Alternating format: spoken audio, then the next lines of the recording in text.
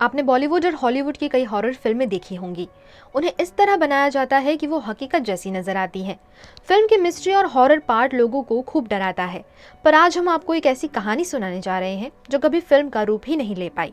पर यह शापित स्टोरी इतनी खौफनाक है कि इसे सुनकर 6 एक्टर की मौत हो गई। इस वजह से यह फिल्म कभी पूरी नहीं हो पाई। चलिए आपको बताते हैं इस कहानी के रहस्य के बारे में। इस फिल्म की कहानी कनाडाई लोकगीत से शुरू होती है। इस लोकगीत की कहानी के मुताबिक एक खूबसूरत लड़की अलास्का पहाड़ियों में घूमने आती है। वहाँ एक लड़का उसे देखता है और उसे देखते ही उससे प्यार हो जाता है। जब वो लड़की वहाँ से जाने लगती है तो लड़का उस लड़की की गाड़ी में छुपकर बैठ जाता है और न्यूयॉर्क शहर पहुँच जाता है। धीरे धीरे अपनी मेहनत के बल पर वो एक बड़ा आदमी बनता है। उसकी गिनती उस शहर के बड़े लोगों में होने लगती है। उसके पास काफी पैसा होता है, लेकिन वो उस लड़की के प्यार में ऐसा पागल होता है कि अपना सब कुछ खो बैठता है और उसकी मौत हो जाती है। इस लोकगीत पर 1963 में एक नॉवेल भी लिखा गया जिसका नाम था द इनकम्पैरेबल अड्डक।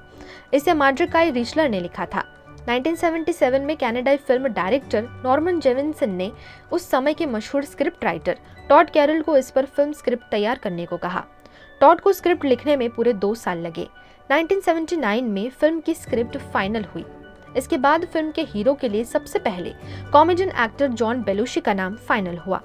उन्हें स्क्रिप्ट पढ़ने के लिए दी गई। स्क्रिप्ट पढ़ने के कुछ दिन बाद ही जॉन बेलुशी की एक होटल में ड्रग के ओवरडोज से मौत हो गई।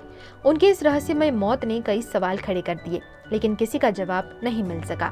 फिल्म में हीरो के रूप में काम करने के लिए अब एक्टर सैम कैनिसन से संपर्क किया गया। 1987 में उन्हें ये स्क्रिप्ट पढ़ने को दी गई। स्क्रिप्ट पढ़ने के कुछ दिन बाद सैम की एक कार एक्सीडेंट में मौत हो गई। उस समय सैम के साथ कार में मौजूद उनके दोस्तों ने बताया कि मरने से पहले सैम बस एक ही बात बोल रहे थे, I don't want to die, मानो वो किसी अदृश्य शक्ति से बात कर रहे हों। फिर अपनी आखिरी सांस लेने से पहले उन्होंने ओके ओके कहा। 2 एक्टर की मौत के बाद लोगों को लगने लगा कि यह स्टोरी शापित है। इसके बाद इस फिल्म में अटो के रोल के लिए जॉन कैंडी का नाम फाइनल हुआ। 1993 में उन्हें स्क्रिप्ट दिखाई गई। जॉन ने स्क्रिप्ट पढ़ने के बाद हीरो के रोल के लिए हाँ कह दिया। हाँ कहने के कुछ दिन बाद ही जॉन की भी होटल के एक कमरे में संदिग्ध अवस्था में मौत हो गई। बताया जाता है कि इस फिल्म की स्क्रिप्ट माइकल ओ डोनोगी नामक शख्स ने जॉन कैंडी को दी थी। इसी शख्स ने दूसरे एक्टर को स्क्रिप्ट दी थी। स्क्रिप्ट देने के दौरान माइकल ओडोनोगी ने भी कई बार स्क्रिप्ट पढ़ ली थी। बताया जाता है कि जॉन कैंडी की मौत के कुछ दिन बाद ही ओडोनोगी की भी असमय मौत हो गई। अब लोगों ने मान लिया कि यह शापित कहानी है।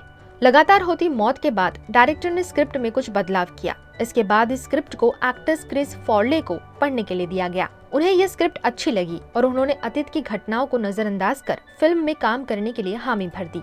उनके हाँ करने के कुछ दिन बाद ही उनकी मौत हो गई। अब स्क्रिप्ट जॉन हार्टमैन को पढ़ने के लिए दी गई।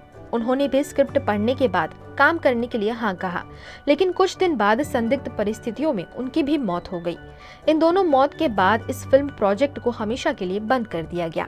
इन मौतों के बाद अब सभी लोग मान चुके थे कि ये एक शापित स्क्रिप्ट है। जो भी इसे पढ़ता है उसकी मौत होना तय है। इसी कारण इस फिल्म प्रोजेक्ट को हमेशा के लिए बंद कर दिया गया। साथ ही इसकी मूल स्क्रिप्ट को किसी गुप्त जगह में छुपा दिया गया है ताकि कोई और इस शापित स्क्रिप्ट का शिकार न हो सके। हालांकि इस स्क्रिप्ट की कॉपी आज भी इंटरनेट पर मौजूद है, लेकिन असली स्क्रिप्ट को कहाँ छुपाया गया इसके बारे में किसी को भी कोई जानकारी नहीं है।